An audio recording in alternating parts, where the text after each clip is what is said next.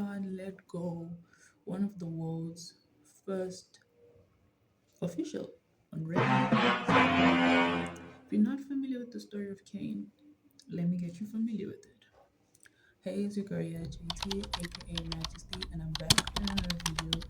And this is on the story of Cain. So Cain is a child of Adam and Eve, who also happened to have a brother named Abel.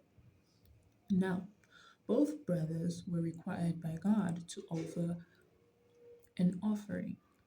One was a shepherd, the other was a regular farmer. In the offering, Abel brings upon good meat, good meat for the offering. And then Cain just brings on whatever vegetables he had left after whatever he did and just threw them there at the altar. Not threw them, but put them there in the altar. And God, the delight was seen in Abel. Abel was the one whose offering was accepted. Now, after that, Cain now envies his brother so much that it grows into tremendous jealousy that he murders his brother. Like, offs him. Like, he offs his brother, and then he acts like God didn't see what happened. And then when God asks him, "Where's your brother?" he has the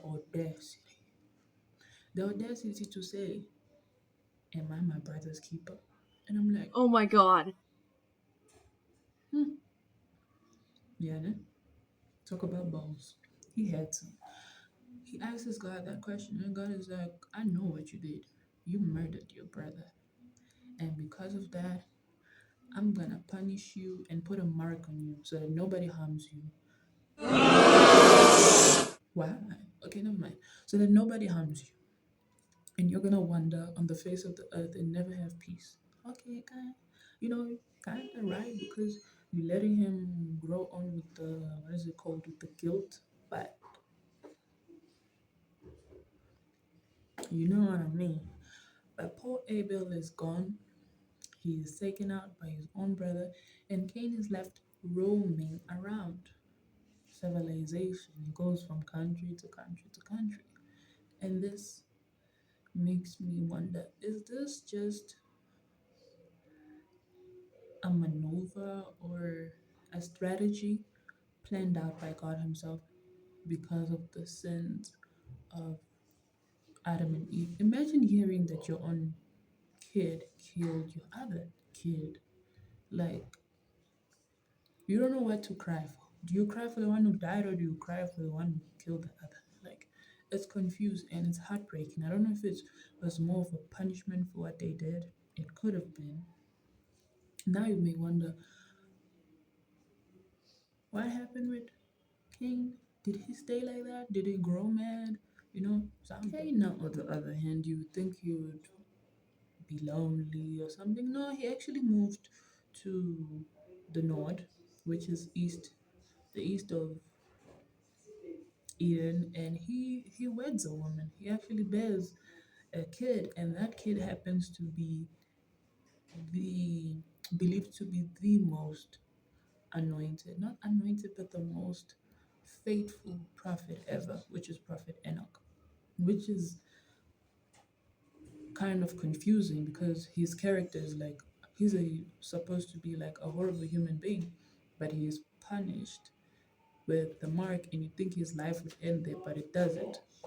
He actually gets the gift of a son who's actually very faithful and loyal to God. So it also goes hand in hand with the saying that God is a forgiving God, because you would think he would just live in to suffer, wander around, have no kid, have no wife, but he actually had a kid and had a woman in a city. And he is believed to be the forefather of the current technology, because due to people believe, because he was always wandering, he got time to explore and invent a lot of crafts during that time. So it's a conflicting story. Now, the unpopular opinion about this conflicting story is that there are two beliefs on the marking. One, people think that the marking was actually manifested and was actually a painful curse on him. Maybe he would suffer from pains and shaking and growling whenever it activated or it wanted to hurt him. Some people think it's just in a spiritual aspect, meaning he just had problems or had a separation entirely from God. Entirely.